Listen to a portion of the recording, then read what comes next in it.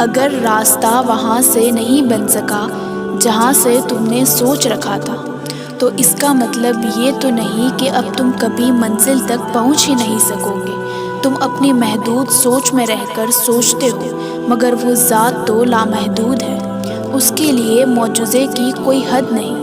زندگی کئی ایسے راہوں اور مرحلوں سے گزار کر تمہیں تمہاری چاہت تک لاتی ہے، جن پر چلنے کے لیے تمہارا دل مطمئن نہیں ہوتا، تاکہ خوشی سے پہلے غم کی لذت جان لو اور حاصل کی قدر کرنا سیکھ سکو۔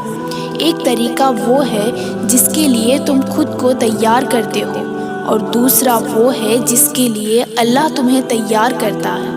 مگر جب تم اپنے طریقوں پر اڑ جاتے ہو تو وہ نہ تمہیں آگے بڑھنے دیتا ہے اور نہ پیچھے مڑنے دیتا ہے، تاکہ تمہیں یاد کروا سکے کہ سکون کے قریب لانے کے لیے تمہیں پہلے اس کے قریب جانا ہوگا جو اس سکون کا عطا کرنے والا ہے۔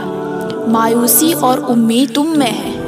وہ کہتا ہے اللہ تمہارے حالات تب تک نہیں بدلتا جب تک تم وہ نہیں بدلتے جو تمہارے اندر پوشیدہ ہے۔ تو جب تک تم ان چیزوں پر خوش رہنا نہیں سیکھو گے جو تمہارے پاس ہے، تو اللہ تمہیں وہ کیسے دے گا جو تم مانگتے ہو؟ یقین رکھنے والے یقین رکھتے ہیں اور راستے بنانے والے راستے بنا دیتے ہیں۔ تو تم یہ کن اندیشوں میں پڑے ہو؟ منصوبے بھی وہ بناتا ہے اور راستے بھی وہی نکالتا ہے۔ تمہارا کام بس دعا کرنا ہے، صبر کی اس آخری سانسیں تک جب تک تمہیں وہ مل نہیں جاتا جو تمہیں چاہیے۔ تمہارا بکھرنا عارضی ہے، مگر اس کا تھام لینا مستقل ہے۔ تم نے خود کو خود ہی توڑ رکھا ہے، ورنہ وہ تو کب سے تمہیں جوڑنے کے لیے تیار بیٹھا ہے۔ اللہ نے جو دیا ہے وہ تمہارے لیے غلط ہو ہی نہیں سکتا۔ جب تمہیں وہ نہیں ملتا نا جو تم اللہ سے مانگ رہے ہوتے ہو، تو تم اللہ سے شکوہ کرنا شروع کر دیتے ہو کہ جس کی ہم نے خواہش ہی نہیں کی وہ دے دیا، جو کب سے مانگ رہے ہیں وہ کیوں نہیں دیا۔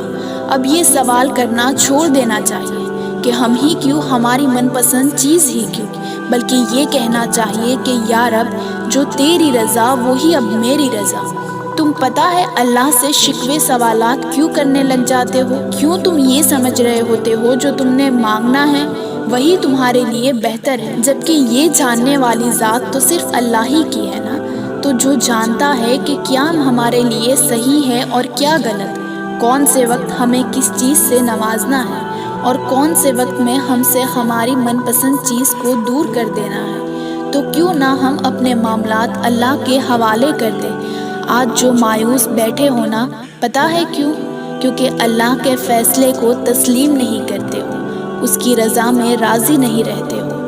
وہ اگر کچھ لے لیتا ہے تم سے تو تم شکایت کرنے لگتے ہو۔ ذرا ایک پل کے لیے سوچو، جب تم دینے والا وہ ہے تو لینے پر اتنے شکوے کیوں؟ اگر پہلے سے ہی اپنے معاملات اللہ کے حوالے کر دیتے نا، اس کے فیصلے کے آگے سر جھکا دیتے نا، تو کبھی آپ نے فیصلے پر پچھتانا نہ پڑتا۔ تم بھاگ رہے ہو اپنی چاہت کے پیچھے، اور وہ رب تمہیں اپنی چاہت سے نوازنا چاہ رہا ہے۔ اے ابن آدم، ایک تیری چاہت، ایک تیرے رب کی چاہت، ہوگا وہی جو تیرے رب کی چاہت۔ اگر کر دو گے اس کے سپرد اپنی چاہت، تو جو ملے گا وہی ہوگی تیری بھی چاہت۔ کہہ دو اے میرے رب، جو تیری رضا وہی میری رضا، جو تیری چاہت وہ میری چاہت۔ کیا میں اور کیا میرا فیصلہ، جو تیرا فیصلہ وہی میرا فیصلہ۔